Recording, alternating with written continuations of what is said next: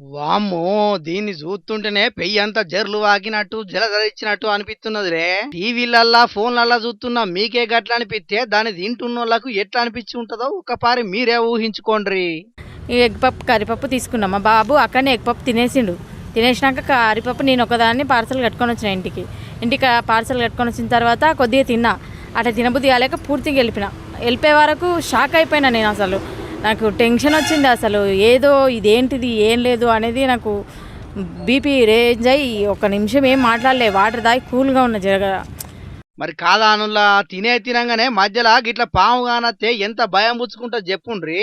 ఈ అక్క కొంచెం ధైర్యవంతురాలు కాబట్టి తట్టుకున్నది గాని అదే వేరేటోళ్ళు అయితే మాత్రం చక్కెర వచ్చి అక్కడనే పడిపోతురు కావచ్చు.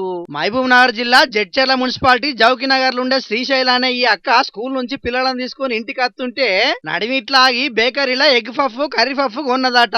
ఇంటికి వచ్చినాక కర్రీ పప్పు తింటుంటే పాము పిల్ల కానొచ్చే వరకు పరేషాన్ అయి మళ్ళా పోయి బేకరీ వాళ్ళని అడిగితే వాళ్ళు ఇదంతా కామనే అన్నట్టు పట్టి లేనట్టే మాట్లాడిర్రట. ఇట్లయితే లాభం లేదని సీదా పోలీస్ స్టేషన్ పోయి ఫిర్యాదు చేసుట్లా ఈ ముచ్చట బయటికి వచ్చింది. ఇక పోలీసులు కేసు రాసుకొని ఫుడ్ సేఫ్టీ అధికారులకు చెప్పిండ్రట. మరిగా ఫుడ్ సేఫ్టీ అధికారులు చెకింగ్లు చేసి ఇసొంటల మీద ఏమన్నా చర్యలు తీసుకుంటారో ఏం కథనో చూడాలి గాని ఇక ఈ ముచ్చట తెలిసిన వాళ్ళైతే అసలు బయట తిండి తినద్దని అంటున్నారు.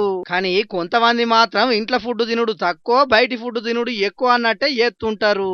బయట తినే తిండి ఎట్లున్నా లొట్టలేసుకుంటా మరి తినే ఫుడ్ ప్రియులు ఈగలు దోమలే కాదు ఆఖరుకు పాము పిల్లలు కూడా వస్తున్నాయంటే కొంతమంది ఎంత శుభ్రంగా వండుతున్నారు అనేది మీకు ఇప్పటికైనా సౌజు కావాలి. కాబట్టి ఇప్పటికైనా బయటికి పోయినప్పుడు జర చూసుకుంటా తినుండ్రి. ఏమంటున్నావు?